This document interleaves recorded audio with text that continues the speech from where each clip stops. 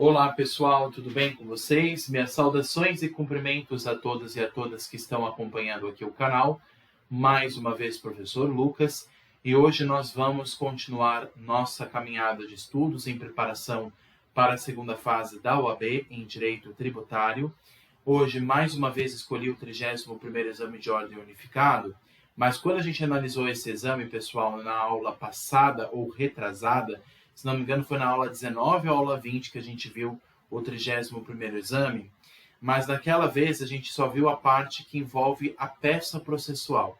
A gente analisou mais a parte prática da peça processual. Hoje nós vamos analisar as questões discursivas e também o seu respectivo gabarito, tá? Então nós vamos analisar as quatro questões discursivas que caíram, lembrando que a segunda fase cai uma peça e 4 questões. Nós vamos analisar essas 4 questões, os seus respectivos gabaritos e os artigos de lei que foram citados nessa legislação, né, nesse gabarito, tá?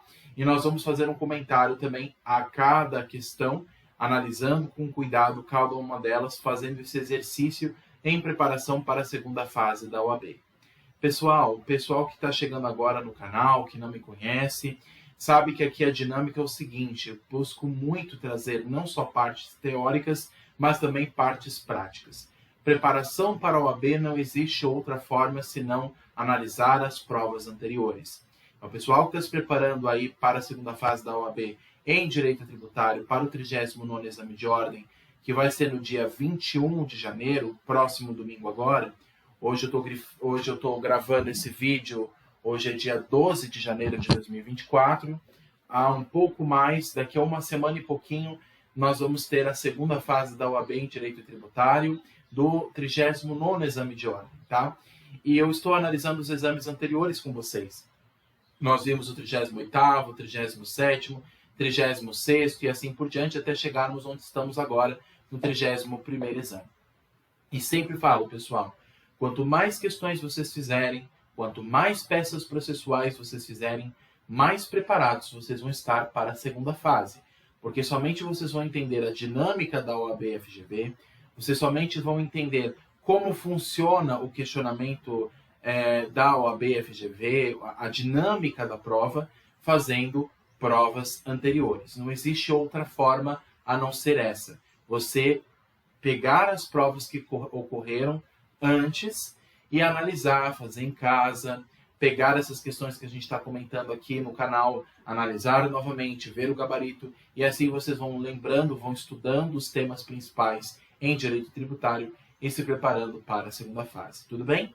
E lembrem-se, pessoal, se tiverem dúvidas, se tiverem algum questionamento, por favor, deixem nos comentários aqui no canal, e aí eu vou procurar, na medida do possível, trazer para vocês o máximo de informações para que a gente consiga ter um estudo mais didático possível, mais transparente possível, e assim possa o conteúdo ser o mais digestível possível, né? O objetivo justamente é ajudar vocês a conseguir cada vez mais assimilar as questões e aí gabaritar e passar na tão sonhada segunda fase da OAB. Tudo bem? Como vocês sabem, nós vamos analisar hoje o 31º exame organizado pela FGV, e vamos analisar as questões, os gabaritos, e vamos comentar em cima cada um deles. Tudo bem? Vamos começar. Questão de número 1. O que diz a questão 1? Quais são os questionamentos que ela traz? Vamos lá. Marcos dos Santos, em grave dificuldade financeira, embora tenha entregado a declaração de ajuste anual do Imposto sobre a Renda da Pessoa Física, o IRPF, no último dia de abril de 2018, não pagou o imposto de renda devido, cujo valor era de R$ 22.000. Em agosto de 2018, o débito foi devidamente inscrito em dívida ativa e, em dezembro do mesmo ano, foi proposta a execução fiscal contra ele. Marcos é proprietário apenas do imóvel em que reside, não tendo outros bens ou rendas suficientes para o total pagamento da dívida inscrita. Diante desse cenário, responda aos itens a seguir. Primeiro questionamento. Letra A. O referido imóvel responde pelo pagamento desse crédito tributário? Questão B. Se Marcos tivesse um imóvel e um automóvel para lazer, e efetuar-se doação do automóvel antes da inscrição de dívida ativa, mas após o vencimento do tributo, poderá ser presumida fraudulenta a doação? Justifique a resposta. Nós estamos diante aqui, pessoal, de um cenário, como nós geralmente falamos no direito civil, que é o seguinte: existe uma pessoa solteira, provavelmente, e ela só possui um imóvel, que é o seu imóvel residencial. E esse bem, que é o único bem que ela não possui outros bens a não ser esse imóvel, que é o seu imóvel de residência, é o que no direito civil nós chamamos de bem de família, que é aquele único bem reservado àquela pessoa, seja ela constituindo uma família ou não, sendo solteira, por exemplo. Essa pessoa possui um único bem imóvel que ela usa para sua residência. Ela não possui outros bens para serem penhorados, objetos de penhora. Nós estamos numa fase de execução fiscal. Está sendo cobrada uma dívida de imposto de renda do contribuinte Marcos dos Santos, que ele supostamente aí não pagou, né? Só que o que aconteceu? A dívida não foi paga, foi inscrita em dívida ativa, ou seja, foi gerada aquela CDA, certidão de dívida ativa, e agora vai começar a execução fiscal. Aí já segue o rito da Lei 6.830 de 80. E na Lei de Execuções Fiscais, fala claramente que uma vez proposta a execução, a ação de execução, o juiz dará um prazo para que se proponha a penhora de bens. Bens como dinheiro, bens móveis, bens imóveis, joias. Lá na Lei de Execuções Fiscais ele fala dessas possibilidades de penhora de bens para garantir o pagamento do tributo devido. Mas aqui a gente tem uma situação inusitada. Aqui nós não estamos falando de um contribuinte qualquer com muitos bens. Ele só tem um imóvel, que é o seu imóvel de residência. E como no direito civil nós sabemos que existe esse conceito de bem de família, será que esse bem de família que o Marcos dos Santos tem, que é o seu imóvel residencial, será que ele pode ser penhorado, sendo que é o único bem que ele tem para sua subsistência, e ainda por cima, o valor desse bem não é suficiente para pagar toda a dívida? Será que ele vai ser obrigado a pagar essa dívida, ou será que ele vai ser dispensado desse pagamento? Né? Primeiro questionamento também que é necessário, outro questionamento, quer dizer, que é necessário ser feito é: Marcos dos Santos possui outros bens? Será que outros bens foram fiscalizados e penhorados pela Receita Federal? Será que ele possui outros bens para o pagamento dessa dívida ou apenas o bem imóvel? Segunda questão, o que aparece aqui apenas é que ele possui um único imóvel. Ele não possui um carro, ele não possui joias, ele só tem um bem. Então, nesse caso, nós estamos, de fato, diante de um bem de família. Um bem que, no direito civil, é considerado empenhorado. Mas será que essa regra do direito civil se aplicaria ao direito tributário? E aí acrescenta-se uma outra questão, até para dificultar, até para trazer uma dúvida maior. Se Marcos tivesse um imóvel e um automóvel para lazer, ou seja, a questão não trouxe essa possibilidade, só a questão B. Então, o enunciado não falou nada que o Marcos possui um carro. Mas a alternativa B, ela faz um questionamento. E se ele tivesse um carro, o imóvel e um carro, para lazer, e ele doasse esse automóvel antes da inscrição de dívida ativa, mas depois do vencimento do tributo, poderia ser presumida fraudulenta essa doação? Será que ele poderia ter feito? Antes de ser proposta a execução fiscal, será que ele poderia ter feito a doação ou não? E aí ele vai fazer esses questionamentos. Vamos analisar o gabarito e nós vamos comentar em cima tanto o questionamento da A e da B. Vamos lá. Primeiro, o referido imóvel responde ao pagamento do crédito tributário? A resposta é não. Os bens absolutamente impenhoráveis, como o bem de família, que eu comentei com vocês, único imóvel residencial do contribuinte, segundo previsão também do artigo 1º ou 3º da Lei 8.009 de 90, que é a lei de penhora, não respondem por dívidas tributárias, nos termos também do artigo 184 do CTN, ou vocês poderiam ter dito também com base na Lei de Execuções Fiscais, porque nós já estamos na fase de execução. Então, artigo 10 ou artigo 30, ambos da Lei 6.830 de 80, que é a LEF, a Lei de Execuções Fiscais, de forma a garantir ao devedor tributário o mínimo para sua subsistência. Então, como eu falei, O conceito de bem de família, que é mais trabalhado pelo Código Civil de 2002, e claro que nós não vamos trabalhar a fundo esse conceito, porque isso cabe mais ao direito civil, o que nos interessa ao direito tributário é esse único bem que ele possui, que é um bem imóvel, será que ele pode ser objeto de penhora? Será que o juiz pode propor a penhora desse bem, sendo que é o único que ele possui para a sua subsistência? A resposta é não, porque é o mínimo que ele precisa. Agora, se ele tivesse outros bens, se a questão tivesse dito assim, olha, ele possui joias, ele possui dinheiro no banco, ele possui vários automóveis, aí tudo bem. Aí esses bens, claro que seriam objeto de penhora. Mas se ele só tem um imóvel, como foi dito no início pelo enunciado, então é um bem de família e é classificado como um bem impenhorável, com base não só no direito civil, mas com base nas leis tributárias. O artigo 184 do Código Tributário Nacional, como foi muito bem dito no gabarito, ou o artigo 10, 30, você poderia dizer também, ambos da Lei de Execuções Fiscais, a Lei 6.830 de 80. Tudo bem? Aí a questão B falou o seguinte, e se ele tivesse pelo menos, além do imóvel, ele tivesse um carro para lazer? O enunciado não trouxe esse dado, esse elemento. Mas a questão B trouxe. Aí a questão B diz o seguinte, imaginemos que nesse caso o Marcos também tivesse um carro para lazer. Aí ele pegou esse carro e doou para uma outra pessoa. Esse carro foi doado antes de proposta à execução fiscal. Será que isso seria lícito ou não?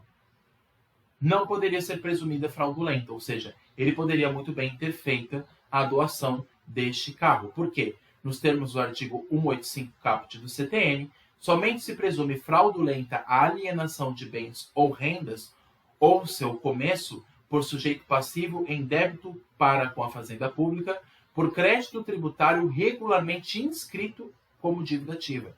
Como a questão não trouxe essa possibilidade, ou seja, o carro não foi inscrito ainda em dívida ativa, por não ter havido ainda a inscrição em dívida ativa e não dado ainda início à execução fiscal, portanto, ele poderia ter sim sido doado por qualquer pessoa, para qualquer pessoa.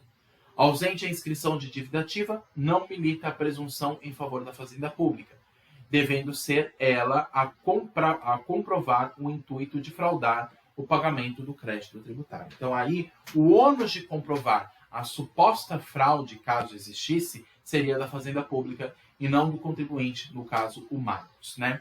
Então, além do mais, pessoal, como é que o Marcos poderia adivinhar que iria ser proposta uma execução fiscal antes dele ter doado o seu carro? Então, não pode haver essa presunção de má-fé por parte do contribuinte. Nesse caso, se mesmo que o tributo tenha sido vencido, como a dívida ativa não foi inscrita, como o valor devido não foi inscrito e nem iniciada a execução fiscal, ele não agiu de má-fé. Portanto, a doação foi lícita, foi possível e, portanto, o carro não poderia ser jamais, nessas hipóteses, jamais ser objeto de penhora, porque foi proposta a doação antes da inscrição em dívida ativa. Se tivesse sido feito depois da inscrição, aí claro que não poderia jamais ter sido feita a doação, aí o carro poderia ser apreendido pela Receita Federal para que surgisse como crédito, fosse apreendido pela Receita e assim vendido, e aí esse valor surgisse como crédito para o pagamento da dívida que o Marcos tem em sede de imposto de renda. Tudo bem? Basicamente, esses são os questionamentos. Pessoal, toma muito cuidado com essas pegadinhas que a FGV gosta de trazer. Que o pessoal bate o olho no questionamento da questão B e pensa o seguinte, como ele fez a doação do carro, como ele tinha um outro bem, além do seu imóvel, da sua residência, e ele fez essa doação, mesmo que o tributo tivesse sido vencido, aí ele agiu de má fé. Mas pera lá, o tributo venceu, mas não houve a dívida ativa, não houve a inscrição em dívida ativa, não houve o início de uma execução fiscal, não houve nenhuma atitude por parte da Fazenda Pública para que pudesse cobrar esse valor. Nesse caso, então, ele agiu de boa fé. Ele não era obrigado a adivinhar se a Fazenda Pública iria inscrever em dívida ativa ou não. Então, a doação dele foi lícita, possível de ser feita, e nesse caso, a doação que ele fez não pode ser revogada pela Receita. Então, nesse caso, a questão B não poderia ser presumida fraudulenta e, portanto, a doação é lícita, é permitida. Tudo bem? Pessoal, esses são os gabaritos com as respectivas questões dos artigos. Eu sugiro que vocês grifem também no Vademecum de vocês. Eu faço questão de grifar em cor azul para que vocês saibam principalmente qual o fundamento jurídico que o gabarito da OAB-FGV trouxe. É claro que quando vocês responderem na segunda fase, vocês podem trazer outros elementos, como por exemplo na questão A, eu falei para vocês do Código Civil, do conceito de bem de família. Vocês poderiam trazer, claro, de maneira resumida, o que o Código Civil fala sobre o bem de família. Mas, é claro que tendo maior foco na legislação tributária, porque, claro, segunda fase é em direito tributário. Mas o conceito de bem de família, ele começa no direito civil e acaba sendo aplicado por extensão ao direito tributário. Tudo bem? Questão A e questão B aqui para gabaritos dos questionamentos A e B para a questão de número 1 desse 31º exame. Tudo bem?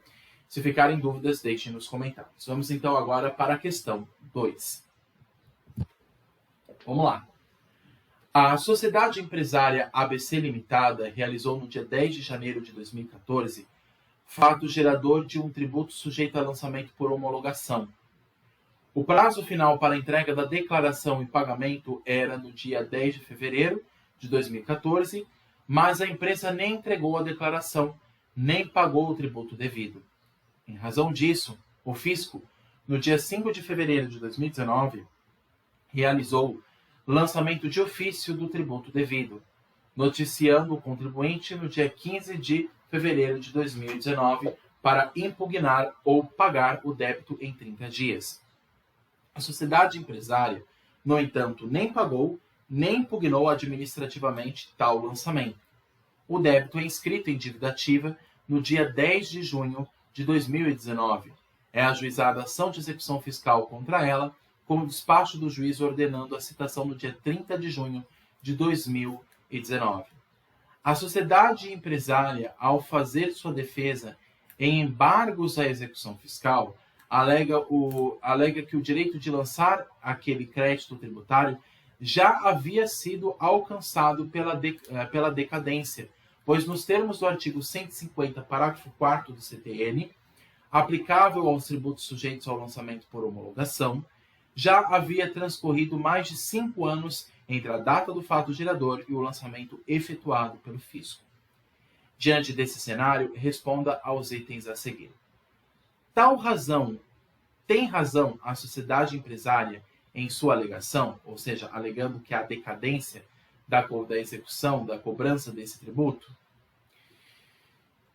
B. Caso a sociedade empresária houvesse declarado corretamente o tributo devido no dia 10 de fevereiro de 2014, mas não tivesse efetuado o seu recolhimento, seria possível ajuizar a execução fiscal no dia 10 de junho de 2019? Justifique a resposta.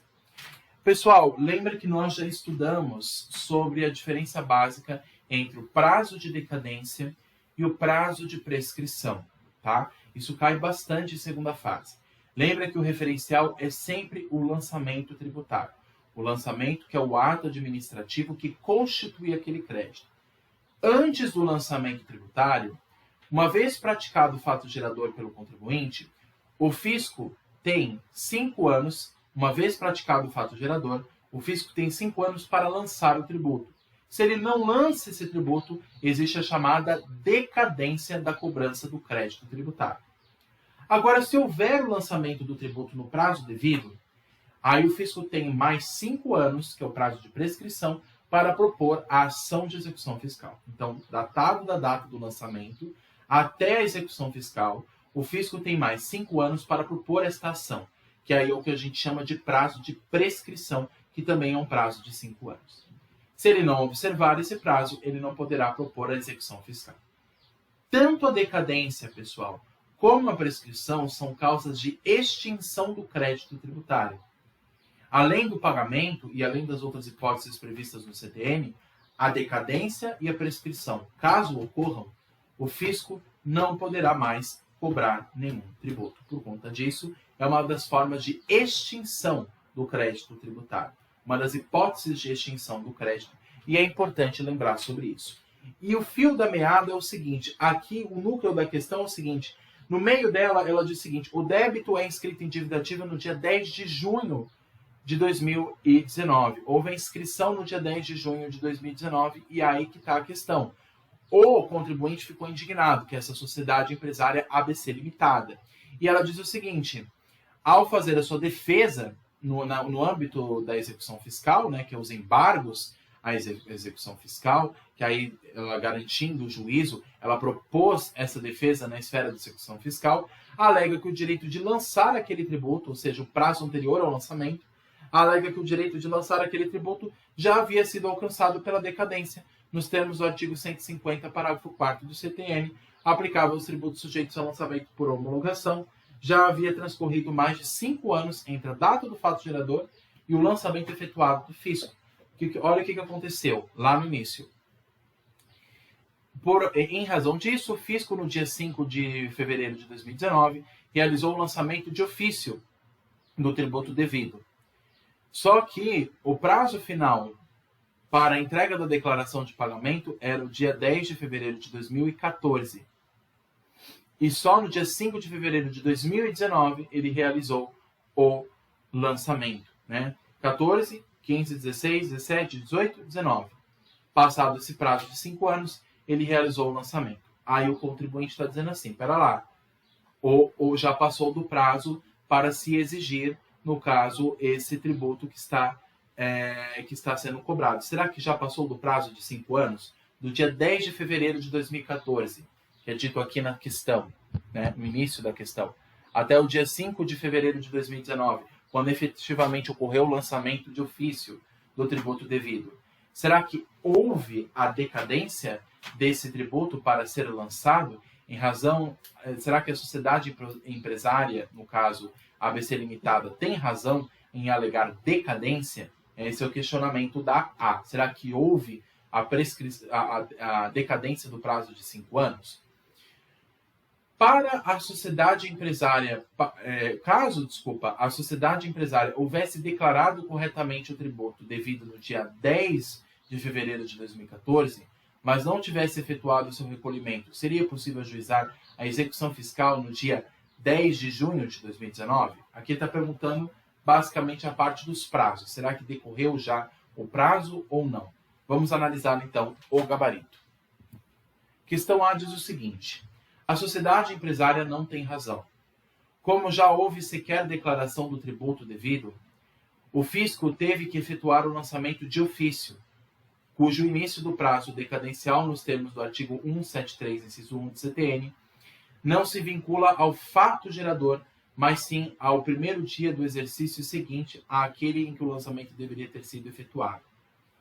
Portanto, não se trata de caso de aplicação do artigo 150, parágrafo 4º do CTN, de acordo com a própria orientação da súmula 555 do STJ, que diz: quando não houver declaração do débito, o prazo decadencial quinquenal para o fisco constituir o crédito tributário consta-se exclusivamente na forma do artigo 173, inciso 1 do CTN, nos termos que a legislação atribui ao sujeito passivo o dever de antecipar o pagamento sem prévio exame da autoridade administrativa.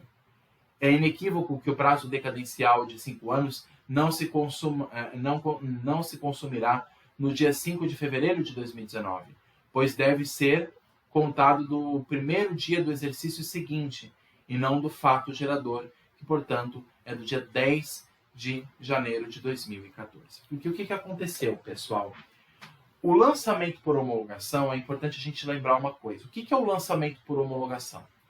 O lançamento por homologação, ele tem como característica o seguinte: eu cumpro as obrigações acessórias, ofereço as informações ao fisco, faço o cálculo devido do tributo e faço o pagamento desse tributo com base no cálculo que eu fiz.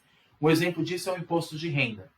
O imposto de renda, quem efetua o lançamento no início sou eu, o contribuinte. Eu vou lá no site da Receita Federal, emito todas as informações ao fisco no site da Receita e faço o cálculo, com base nos dados que eu passei, faço o cálculo do valor devido em imposto de renda. E com base nesse valor que eu pago o carnê de imposto de renda. O que o fisco faz no máximo, no lançamento por homologação é verificar o que eu fiz e homologar, aprovar. Mas quem começa com o lançamento sou eu, o contribuinte. O lançamento de ofício não. O lançamento de ofício é o fisco que cuida de tudo. Ele que faz o lançamento das informações, ele que cumpre com as obrigações acessórias, ele que cumpre com todos os dados necessários para cobrar aquele tributo, não dependendo do contribuinte. Só que o que acontece? Como foi dito que essa sociedade empresária ABC Limitada, ela não efetuou o lançamento por homologação, ela não fez a sua parte, o fisco diz o seguinte: então, já que você não fez a sua parte, eu vou fazer por você e eu vou fazer o lançamento de ofício. E eu que vou lançar esse tributo, já que você não quis lançar no prazo devido, eu vou fazer. Só que aí, quando se propõe o lançamento de ofício nessa circunstância, o início se conta do primeiro dia do exercício financeiro seguinte. Ou seja, o prazo não conta mais no dia do fato gerador. Não se vincula mais ao fato gerador, mas no primeiro dia do exercício seguinte.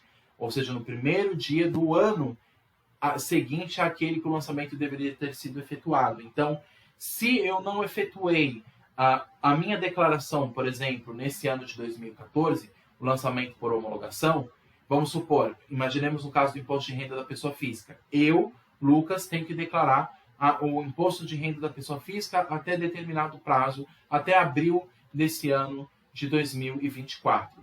Se eu não efetuar esse lançamento até abril, então sabe o que a Receita Federal pode fazer? Ela pode, no 1º de janeiro de 2025, aí fazer o lançamento de ofício.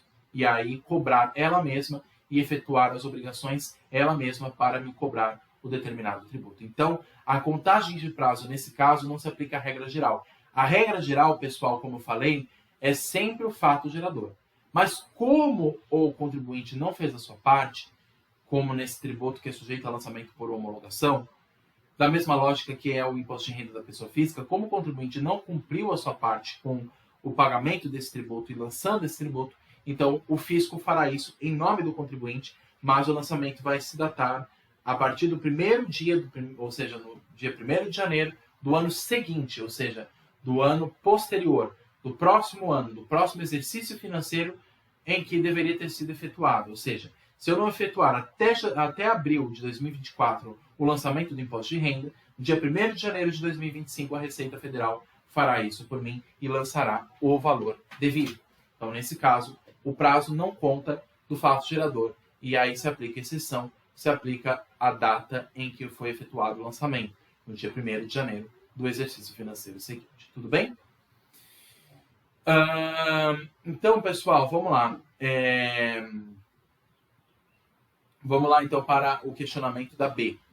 O questionamento da B, voltando lá, ele diz o seguinte: caso a sociedade empresária houvesse declarado corretamente o tributo devido em 10 de fevereiro de 2014, mas não tivesse efetuado o seu recolhimento, seria possível ajuizar a execução fiscal no dia 10 de junho de 2019? A resposta: não seria mais possível. Caso a sociedade empresária houvesse declarado corretamente ao fisco o valor devido no dia 10 de fevereiro de 2014, nos termos da súmula 436 do STJ, a simples entrega da declaração correta já constitui o crédito tributário, contando-se o prazo prescricional, como falei para vocês, de 5 anos para a propositura de ação de execução fiscal a partir daí. Portanto, já teria ocorrido a prescrição quando do ajuizamento da execução fiscal. E, nesse caso, ocorrendo a prescrição, há a hipótese de extinção do crédito tributário. Tudo bem? Então, existe o prazo que o fisco tem que observar. Não é só o contribuinte que tem que observar o prazo, mas o fisco também tem que observar prazos. Se ele não observar esse prazo de 5 anos para propor ação de execução fiscal, é o fisco que vai arcar depois com o ônus de não receber o tributo. Então, se ele não efetuar o lançamento até 5 anos, o crédito é prescrito e, portanto, há extinção desse respectivo crédito. Tudo bem? Então, nesse caso, a resposta não seria possível e aí haveria prescrição deste crédito e a não propositura da ação, não poder mais propor a ação de execução fiscal. Tudo bem? Essa é a resposta para a questão B, tendo como base também a súmula 436 do STJ. Se vocês pegarem essa súmula, pessoal, vou ver se eu consigo achar aqui.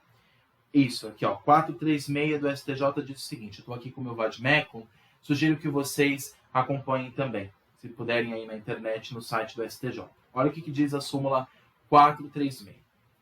A entrega de declaração pelo contribuinte reconhecendo o débito fiscal constitui o crédito tributário, dispensado qualquer outra providência por parte do fisco.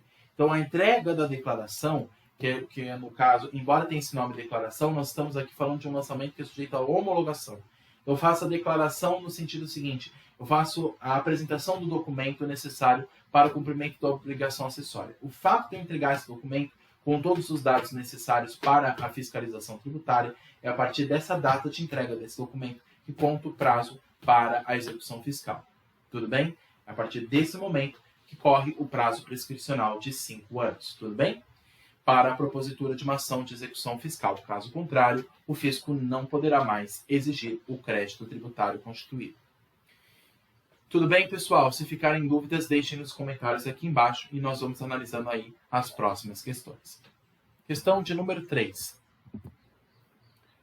O Brasil firmou com um país escandinavo, signatário do GATT, Acordo Geral sobre Tarifas Aduaneiras e Comércio, um tratado concedendo isenção de ICMS na importação de alguns produtos deste país estrangeiro e garantindo reciprocidade aos similares nacionais quando importados pelo país estrangeiro.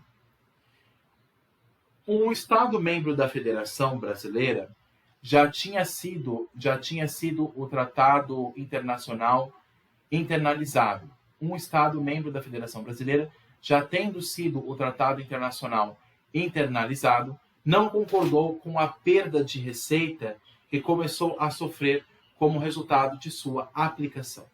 Por isso, promulgou uma lei estadual revogando a isenção concedida. Diante desse cenário, respondo aos itens a seguir. Tal isenção de ICMS pode ser concedida mediante tratado em que os Estados-membros da Federação não são parte? E B. Sendo o ICMS um tributo de competência estadual, a lei estadual superveniente pode revogar a isenção concedente de um tratado internacional? Pessoal, é importante lembrar uma coisa. Tratados e convenções internacionais que forem assinados pelo Brasil, se forem internalizados no ordenamento jurídico pelo Congresso Nacional, então, por exemplo, aqui falou que o Brasil foi um país escandinavo, lá a Dinamarca, por exemplo. O Brasil foi, uma autoridade brasileira, o presidente da República, foi até a Dinamarca, um país escandinavo, e fazer um tratado de cooperação tributária. Diz o seguinte, olha, ô Dinamarca, vamos fazer o seguinte, os produtos dinamarqueses que chegarem no Brasil vão ser isentos de ICMS, alguns deles. Desde que você me garanta que os meus produtos, quando chegarem na Dinamarca, também recebam algum benefício fiscal. A Dinamarca diz o seguinte, tudo bem, Brasil, acordo feito, está tudo certinho, vamos assinar. Dinamarca assinou, Brasil assinou. Então temos um tratado, uma convenção, um laço entre dois países. Esse tratado, para valer no ordenamento jurídico brasileiro, ele tem que ser internalizado pelo Congresso Nacional, para ele ter uma força de uma lei complementar. Porque se ele não for internalizado pelo Congresso, aí ele não vai ficar valendo aqui dentro. Mas para valer como lei geral, e ele vale no status de uma lei complementar, aí nesse caso ele tem que ser internalizado pelo Congresso, que aí é o que aconteceu. Houve a internalização desse tratado pelo Brasil. Só que teve um Estado-membro que questionou esse tratado. Sei lá, o Estado de São Paulo questionou esse tratado que o Brasil assinou com a Dinamarca. Diz o seguinte, espera lá, eu vou perder receita de ICMS, eu não concordo com isso. Como o ICMS é um imposto estadual, então o Estado de São Paulo vai emitir uma lei estadual dizendo o seguinte, que aquele tratado não vale no Estado de São Paulo e aquela isenção não se aplicaria. Será que o Estado poderia fazer isso? Pessoal, uma coisa que é importante dizer, mesmo o ICMS sendo estadual e também do Distrito Federal, mesmo sendo o ICMS de competência estadual / distrital, é importante dizer que a Lei Geral de ICMS, assim como as leis gerais dos impostos, não é de competência dos estados, e sim da União. Portanto, o que vale como regra geral, inclusive para disciplinar isenções, como regra geral se aplica à lei federal, o CTN, as demais leis complementares, inclusive tratados e convenções internacionais signatários pelo Brasil e que foram internalizados no Brasil. Porque os tratados e convenções internacionais, até o CTN prevê isso, são fontes primárias do direito tributário. Então, eles têm força imediata de lei no Brasil, desde que sejam internalizados pelo Congresso, que é o que aconteceu. Então, a lei estadual só se aplica em matéria de ICMS quando não contradiz a lei geral federal. Então, a lei geral de ICMS é o que prevalece por primeiro. E o tratado internacional que começou a valer dentro do Brasil também tem força de lei geral, tem força de lei federal. Portanto, o que vale primeiro é o tratado e depois a lei estadual. Não pode a lei estadual revogar o tratado ou convenção. O que vale primeiro é a lei geral, que é a lei federal, que por sua vez equivale ao tratado ou convenção internacional que foi firmado pelo Brasil e internalizado pelo Congresso Nacional, tendo força de lei complementar. É a mesma coisa que eu dissesse o seguinte: o Estado de São Paulo vai criar uma lei estadual questionando as regras do CTN. Isso pode? Não pode. Por quê? Porque o CTN é lei geral, é uma lei complementar que está acima das leis ordinárias dos estados. Então, nesse caso, mesmo o ICMS sendo de fato de competência dos estados e do Distrito Federal, mesmo o ICMS sendo estadual, não poderia ser revogado as leis gerais por parte de lei dos estados. Tudo bem? Agora, tal isenção de ICMS pode ser concedida mediante tratado em que o Estado membro da Federação não são partes? Será que poderia ser concedida essa isenção? Aí a questão diz o seguinte: sim, o gabarito, né? Sim, o Tratado Internacional pode conceder tal isenção. Na verdade, não está presente a vedação de isenção heterônoma, prevista no artigo 151, inciso 3 da Constituição Federal, pois não é a União, enquanto ente federativo interno, que está a conceder a isenção do tributo estadual, mas sim a República Federativa do Brasil, que está a se obrigar em plano internacional. A respeito dessa mesma situação, o STF sediou um entendimento por meio da súmula 575, que diz o seguinte: a mercadoria importada de países signatários do GATT, desse acordo internacional, ou membros da ALALIC, que eu acho que, se não me engano, é a Aliança dos Países da América Latina e Caribe, concede-se a isenção de imposto sobre circulação de mercadorias concedida a similar nacional. E aí a questão B: será que poderia a lei estadual revogar o tratado internacional?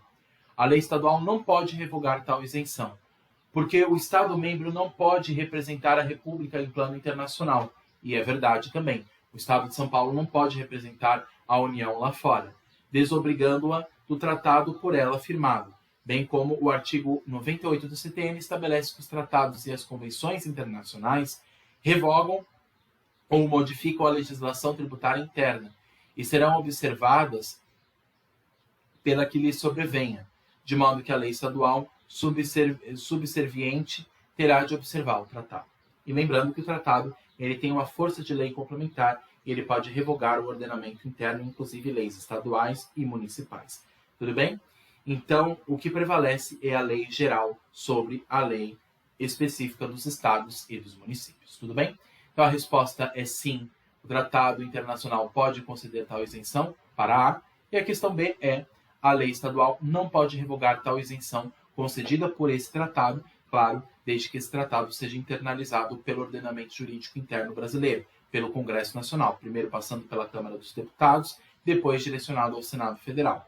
Tá? Uma vez internalizado, ele tem força de lei federal, de lei geral complementar, e se sobressai sobre as leis dos estados, mesmo que o imposto seja de competência dos estados. Tá? Mas professor, então na OAB o que vai cair? Vai cair a lei de cada estado de ICMS? Não. Como a prova é uma prova nacional, pessoal, então o pessoal que está me acompanhando aqui, tem gente de vários lugares do Brasil que me acompanham aqui no canal do YouTube. Então não importa se você está fazendo a prova no estado da Bahia, São Paulo, Rio de Janeiro, Pernambuco, Amazonas, não importa. Não importa o estado onde você esteja. O que vai cair na prova é a lei federal. São leis gerais. E quem estabelece lei geral é a União.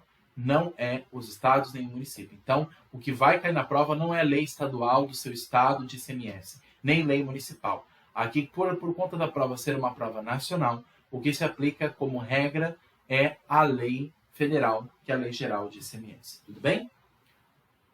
Tudo certo aqui, pessoal? Grifei aqui alguns artigos aqui para vocês terem também anotados no Vademecum de vocês, inclusive a súmula 575 do STF. Tudo bem? Desculpa. Pessoal, se vocês tiverem dúvidas, por favor, deixem aqui nos comentários, eu vou respondendo vocês também, conforme a disponibilidade, tá bom? Mas sugiro que vocês grifem esses artigos para que fique bem claro aí para vocês os artigos mais importantes para a prova, tá bom? Vamos então para a nossa quarta e última questão. Vamos lá. Diz o seguinte: a autarquia municipal responsável pelo serviço de coleta de lixo envia a Marcos Silva, possuidor em vias de usucapir, imóvel situado no município X, carnê de cobrança de taxa de coleta de lixo proveniente de imóveis, por força de delegação feita regularmente pelo referido ente municipal. Marcos insurge-se contra a cobrança, alegando que somente o município, na qualidade de ente federado, poderá cobrar tributos, bem como o fato de que não seria contribuinte dessa taxa por ser mero possuidor do imóvel, devendo a cobrança ser feita diretamente ao proprietário. Diante desse cenário, respondo aos itens a seguir. A autarquia municipal pode realizar a cobrança dessa taxa? Justifique. E B. O mero possuidor pode ser contribuinte da taxa de recolhimento de lixo? Justifique a resposta. Sabe que eu acho interessante nessa questão? O Marcos Silva está ocupando um imóvel que não é dele. E quando chega a cobrança de um tributo, aí ele diz o seguinte: esse imóvel não é meu, esse imóvel é do proprietário. Então é bem engraçado, como é irônica essa questão. O Marcos Silva, ele se diz dono daquele imóvel, mas quando não convém, ele diz que o dono é outro, né? Então é bem interessante essa contradição. Mas enfim, o Marcos Silva, no caso, ele está ocupando um imóvel que não é dele, para que ele ganhe esse imóvel por meio da usucapião, que é coisa lá do direito civil. Então a pessoa ocupa um imóvel que não é dela, mas cultiva esse imóvel abandonado, mora nesse imóvel, tem uma fazendinha nesse imóvel, possui o animus domini, como diz no direito civil. O animus domini de possuir aquele imóvel para si. Então, pelo Código Civil, passado o prazo e o proprietário, caso não voltando nesse imóvel, esse imóvel passa a ser de Marcos Silva por meio da usucapião, tá? Aí o que acontece é o seguinte, pessoal, o Marcos Silva, que está nesse imóvel como mero possuidor, ele está recebendo uma cobrança de taxa de recolhimento de lixo por uma autarquia municipal. Só que ele fica indignado, pera lá, é o município que tem que me cobrar, é a prefeitura do município que tem que me cobrar, não é uma autarquia, a autarquia não é um município. Por que a autarquia está me cobrando? Será que ela pode fazer isso em nome do município, em sede de taxa? Claro que ela pode. Porque a autarquia, pessoal, ela não está exercendo a competência tributária do município. Ela está exercendo a capacidade tributária ativa. Ou seja, ela está cobrando o tributo e está exigindo a obrigação acessória. Então, ela está cumprindo o dever de fiscalização e arrecadação tributária em nome do município. É claro que ela não vai legislar em matéria de taxa. Quem faz isso é o próprio município, que é o ente competente.